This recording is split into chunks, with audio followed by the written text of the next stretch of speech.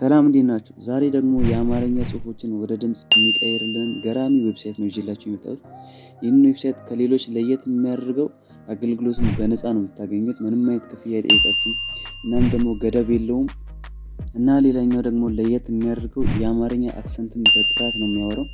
በሱ ከተሰሩ አውዲዮዎች መካከል የተወሰኑትን እንስማና የት እንደምታገኙት ደግሞ አሳያችኋለሁ። ሰላም የካልቦሺ ቴክ ተከታታዮች፣ ዛሬ እጅግ በጣም ጠቃሚ የሆነ የአማርኛ ጽሁፎችን ወደ ድምጽ የሚቀይር ዌብሳይት ይዤላችሁ መጥቻለሁ። ጽሁፉን እዚህ ሳጥን ውስጥ ሲጽፉት ድምጹ እንዴት እንደሚሰማ ነው የሰማነው። ሰላም የካልቦሺ ቴክ ተከታታዮች፣ ዛሬ እጅግ በጣም ጠቃሚ የሆነ የአማርኛ ጽሁፎችን ወደ ድምጽ የሚቀይር ዌብሳይት ይዤላችሁ መጥቻለሁ። ጽሁፉን እዚህ ሳጥን ውስጥ ሲጽፉት ድምጹ እንዴት እንደሚሰማ ነው የሰማነው። እሺ መጀመሪያ ስልካችሁ ውስጥ ወደ ማንኛውም ብራውዘር መግባት ትችላላችሁ። እኔ በክሮም ገብቼ ላሳያችሁ። እሺ ከገባችሁ በኋላ narakit.com ብላችሁ ትጽፋላችሁ። ከዛ ሰርች ታደርጋላችሁ። እንደዚህ አይነት ፊቸር ያመጣችኋል።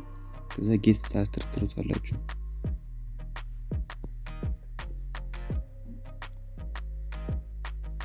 ጌት ስታርተር ካላችሁ በኋላ እዚህ ጋር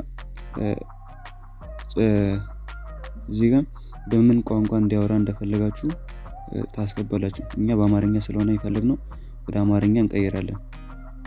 እዚህ ጋር አማሪክ የሚለው ላይ እናደርጋለን። ከዛ አማርኛ የሚናገሩ 4 አይነት ካራክተሮች አሉ። ከአራቱ ካራክተሮች አንዱን እንመርጣለን። ለምሳሌ ግሩም የሚል አለ፣ አምሌሴት የሚል አለ፣ ሰብለ የሚል አለ፣ ታማኝ የሚል አለ። አንዱን እንመርጣለን። ለምሳሌ ግሩም የሚለው ላይ ይሁን። እዚህ ጋር የፈለጋችሁትን ትጽፋላችሁ።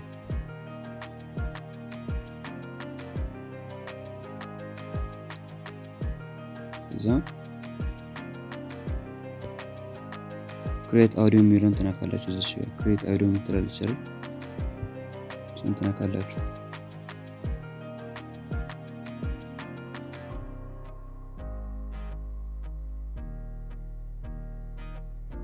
ሰላም የካልቦሺ ቴክ ተከታታዮች፣ ዛሬ እጅግ በጣም ጠቃሚ የሆነ የአማርኛ ጽሁፎችን ወደ ድምጽ የሚቀይር ዌብሳይት ይዤላችሁ መጥቻለሁ። ጽሁፉን እዚህ ሳጥን ውስጥ ሲጽፉት ድምጹ እንዴት እንደሚሰማ ነው የሰማነው።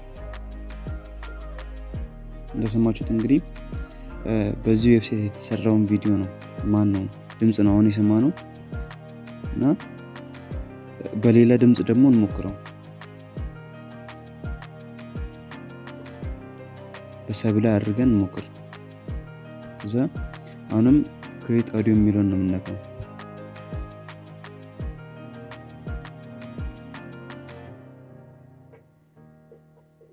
ሰላም የካልቦሺ ቴክ ተከታታዮች፣ ዛሬ እጅግ በጣም ጠቃሚ የሆነ የአማርኛ ጽሁፎችን ወደ ድምጽ የሚቀይር ዌብሳይት ይዤላችሁ መጥቻለሁ። ጽሁፉን እዚህ ሳጥን ውስጥ ሲጽፉት ድምጹ እንዴት እንደሚሰማ ነው የሰማነው። እሺ አሁንም ደግሞ በተቀሩት በሁለት ቪዲዮዎች በሁለት ካራክተሮች አድርገን እንስማ። ታማኝ አለ፣ አምሌሴት አለች። እስኪ በእነሱ ደግሞ እንስማ።